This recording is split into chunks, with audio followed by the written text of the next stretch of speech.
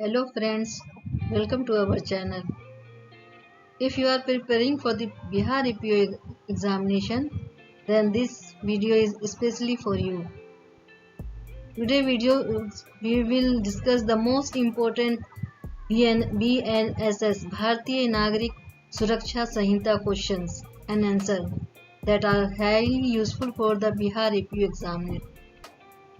Every question will explain in a single and a simple oriented manner to help you score better than in exam. So watch the video till the end.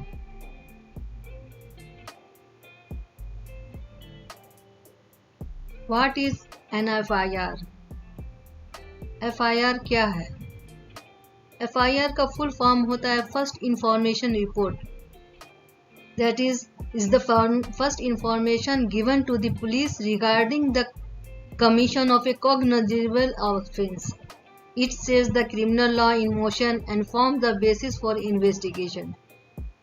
FIR के लिए क्या essential चीज़ है? First है कि information relating to a cognizable offence. Offence क्या होना चाहिए? Cognizable offence होना चाहिए. और सेकंड कंडीशन है recorded by the police. Police के द्वारा रिकॉर्डेड होना चाहिए. और थर्ड कंडीशन है जो कि बहुत इंपॉर्टेंट है, read over to the informant, यानी जो इंफॉर्मेंट है उसके सामने पढ़ा जाए. और फोर्थ एंड लास्ट कंडीशन है sign by the इंफॉर्मेंट.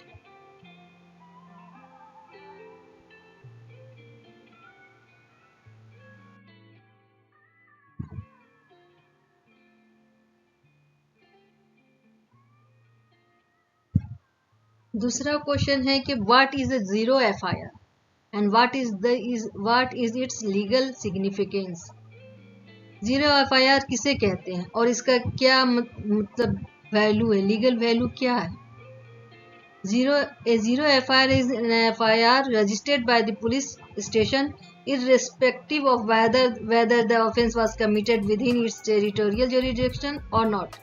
That means कि ये किसी भी पुलिस स्टेशन में लिखा हो, चाहे उसके अधिकार क्षेत्र हो चाहे ना हो. Once registered it is assign the number 0 and transfer to the competent police station holding actual jurisdiction for investigation. This ensures that immediate legal action is taken in serious crime without territorial delay.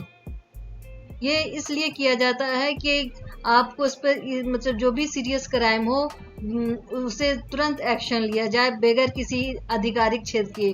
That means कि ये आप किसी police station का अधिकार नहीं है कि यहाँ पे मैं कार्रवाई नहीं कर सकती हूँ, लेकिन आप FIR दर्ज कर सकते हैं. उसके बाद आप ट्रांसफ़र कर दें जिस क्षेत्र में ये जैसे जिसी कोई क्राइम घटी तो आप उसको ट्रांसफ़र कर सकते हैं.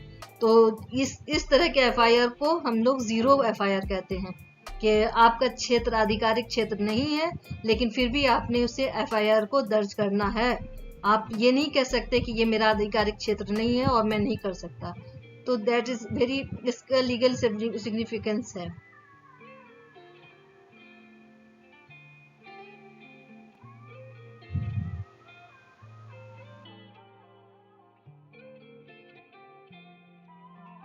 तीसरा इंपॉर्टेंट क्वेश्चन है explain the evidentiary value of dying declaration. A dying declaration is admissible in evidence based on the legal maxim nemo meritorius presumpture manitari.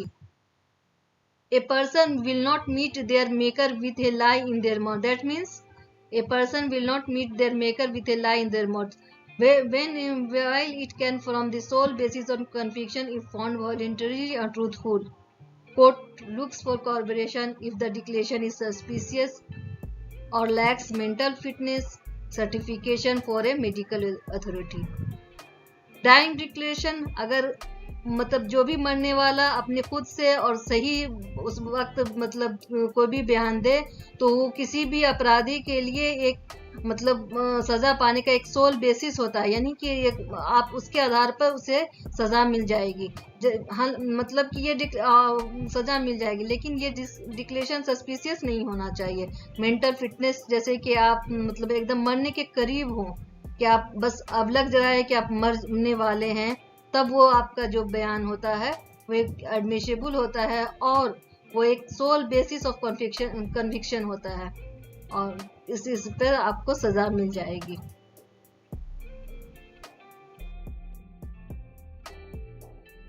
चौथा क्वेश्चन है what is cognizable offence. Cognizable offence क्या है? A cognizable offence is one in which the police may register an FIR and arrest the accused without prior permission of the magistrate।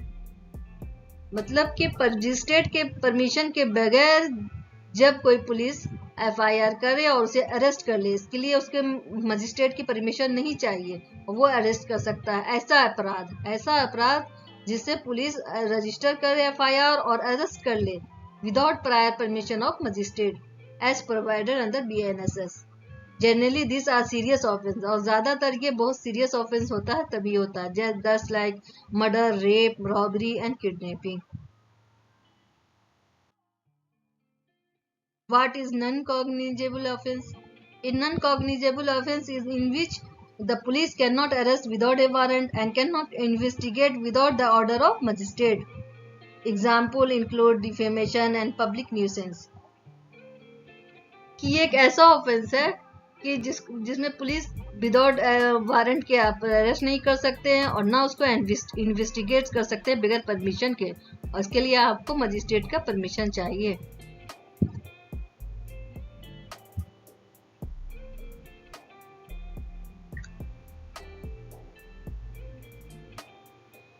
I hope today BNSS question answer help you in Bihar APO examination. आपको अगर ये video पसंद आया है तो please like the video, subscribe the channel and press the notification bell so you never miss our upcoming videos in Bihar APO, judiciary and other law examination. Thank you.